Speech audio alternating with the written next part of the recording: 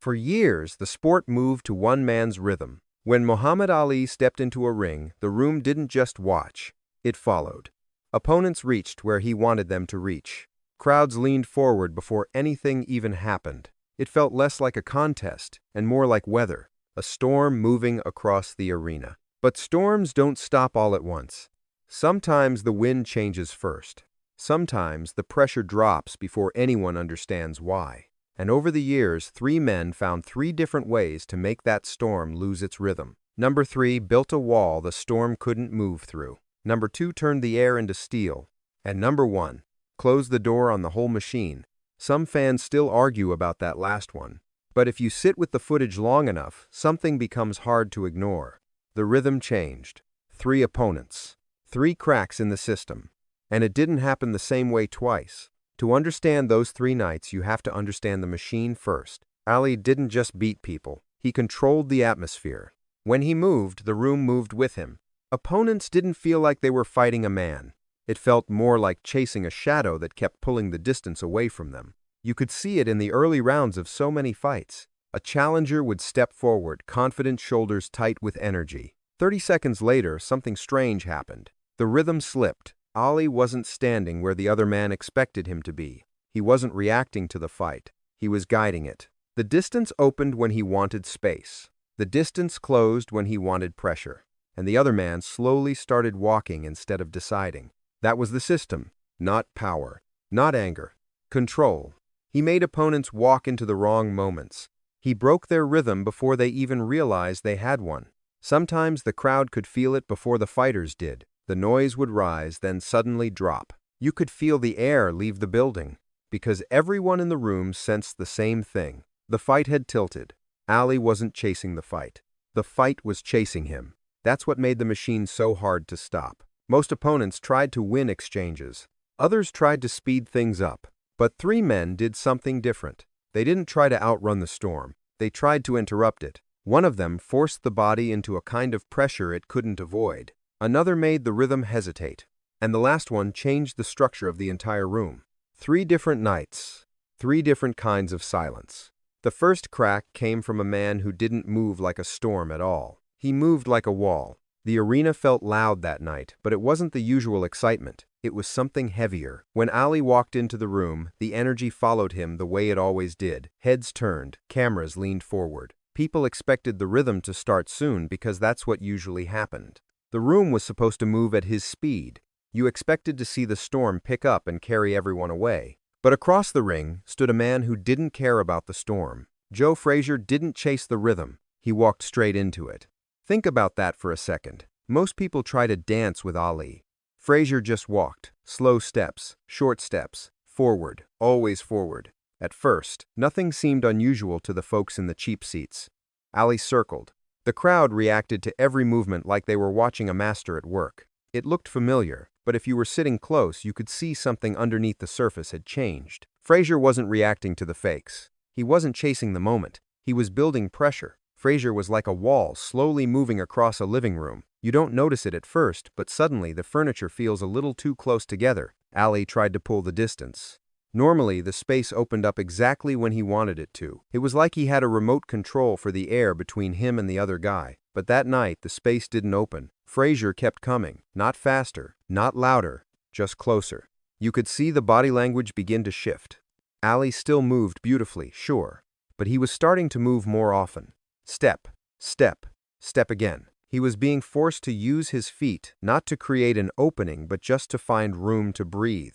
The storm was no longer drifting where it wanted. It was being pushed. The crowd began to feel it too. You know that moment in a theater when people stop eating their popcorn? The arena noise dropped for a second. You could feel the air change. Frazier wasn't trying to win moments or look good for the cameras.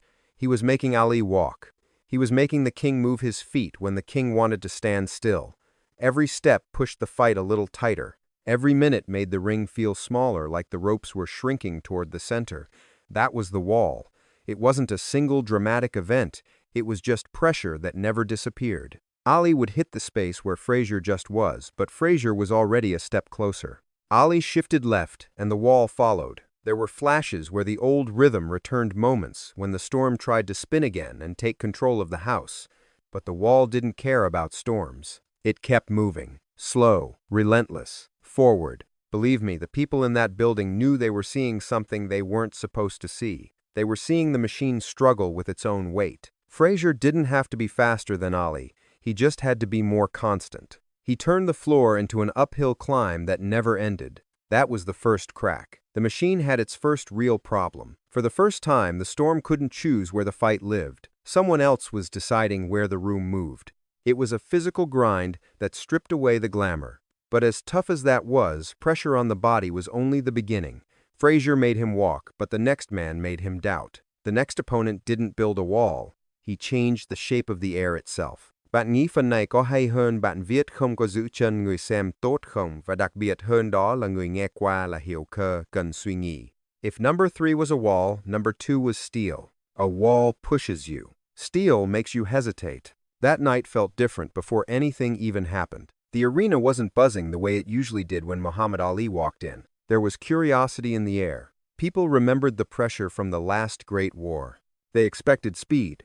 They expected the storm to start moving again. At first glance, it looked familiar. Ali stepped into the light. The crowd leaned forward. The rhythm was supposed to begin. But across the ring stood a man who wasn't trying to chase that rhythm. Ken Norton wasn't walking forward like a wall. He was standing there in a way that made the whole room feel strange. Not aggressive. Not quiet. Just wrong. You could see it in the first exchanges. Ali moved the way he always did. Light on his feet, relaxed. But Norton was standing the wrong way. Not square. Not comfortable. Almost like a door that opened from the opposite side. For a moment, Ali paused. Just a moment. Most people in the cheap seats didn't notice it. But the people close to the ring saw it clearly. The storm had slowed for half a second. Norton didn't rush in. He didn't try to overpower the moment. Instead, he did something simpler. He locked the entry. Every time Ali tried to pull the distance, Norton was already standing in the path. Not chasing, not reacting, just blocking the door. It felt strange to watch. Ali was still moving beautifully, but he wasn't guiding the rhythm anymore. He was checking it. You could see the hesitation in small ways. A step that paused. A glance that lasted a little longer. A movement that came half a beat late. The crowd felt it too. The noise dropped again. You could feel the air leave the building. Because when Ali hesitated, the entire room hesitated. That had never been part of the system. Ali's machine was built on certainty, on making the other man unsure. But Norton had flipped the mirror. Now Ali was the one adjusting. Now Ali was the one calculating the space. Norton didn't need to be faster. He just needed to keep the door closed. Every time Ali tried to open the rhythm again, the steel was there. Unmoving, cold, unimpressed by the storm. There were moments when Ali tried to bring the fight back to life. You could see the flashes, the old rhythm trying to spin up again. But the steel kept interrupting the machine. It didn't stop the engine. Not completely. But something inside it had changed. The machine didn't move freely anymore. It checked the gears first. Some fans won't agree. They'll say, Ali still won the war that mattered. But watch the rhythm. It wasn't the same rhythm anymore. The machine had learned something new that night. It could hesitate, and hesitation inside a machine like Ali's was dangerous. Because once a system begins to question itself, the next crack can reach deeper. Frazier had pushed the body. Norton had touched the mind. But the last opponent did something far more unsettling. He didn't push. He didn't confuse. He changed who controlled the room. If the last one stalled the engine, this one locked the door. Listen, if you were in the arena that night, the first thing you noticed wasn't the noise. It was the silence. Usually when Ali walks out, the room feels like it's about to explode. But this time, the air felt thin, cold. It was like everyone in the building knew they were about to watch something they couldn't take back. Ali stepped into the light, and for a second, you wanted to believe. You wanted to believe the storm could just whistle and start spinning again. But look at the man standing across from him.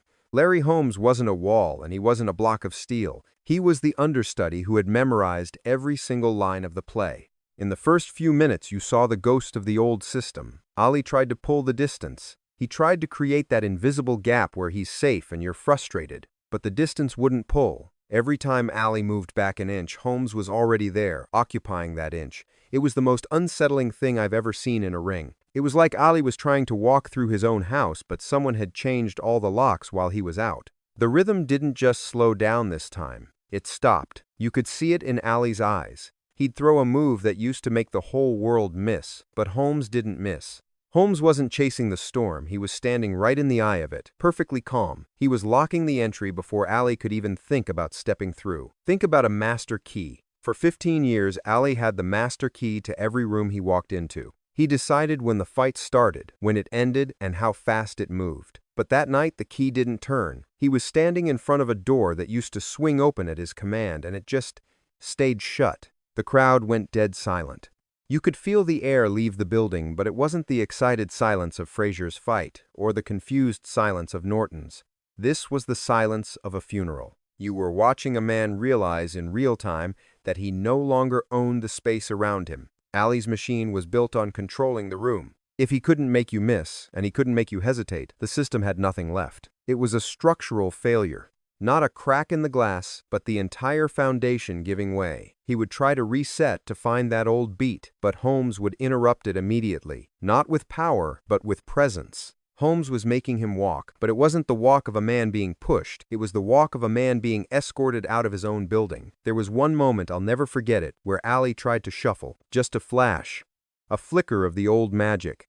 The crowd started to gasp, wanting to see the king one last time, but Holmes just stepped in and took the space away. No drama, no struggle, just a click of a lock. The door was closed. Some fans won't agree. They'll tell you Ali was just a shadow of himself that night. They'll say he was past his prime and shouldn't have been there at all. And look, they're right about the age. But that's the easy answer. The real answer is in the rhythm. Even an old Ali usually found a way to make the room move with him for a minute or two. Not that night. The control had changed hands. The room didn't belong to the storm anymore. It belonged to the man who knew how the storm was built. That wasn't a crack in the machine. That was the system shutting down. The lights in the arena were still on, but for the first time in history, the machine had been unplugged. The king was still in the ring, but the room had already moved on. That was the final door. And once it was locked, it never opened the same way again. So there you have it. 3 men, 3 ways to stop a storm. Looking back now, it's easy to remember Muhammad Ali as a machine people thought would never slow down. But even the greatest systems have a limit. It started with Joe Frazier the Wall. He didn't try to outsmart the storm. He just kept pushing it back. He made the king walk. And for the first time, the machine had to carry weight it didn't want to carry. Then came Ken Norton, the steel. He didn't push the body. He touched the mind. He stood the wrong way. He locked the entry. And he made the most confident man in the sport hesitate. Then came Larry Holmes, the locked door. He didn't bend the system. He shut it down. He took the keys to the room and changed the locks. That night, the music stopped, and the air went cold. Some people will say it was age. Others will call it timing. A few will say it was just the way the sport works. But if you watch the room, you can see what really changed. The body got pushed. The mind got slowed. And then the whole system stopped obeying the man who built it. Ali is still the greatest. That doesn't change. But those 3 men found 3 different ways to break the rhythm. And that matters. Because no matter how powerful the storm looks, someone eventually finds a way to stand in the right place and make it lose its shape. The real question is this: who's doing that to the kings of today? That's a story for another coffee. Believe me, the rhythm always changes. You just have to know where to look.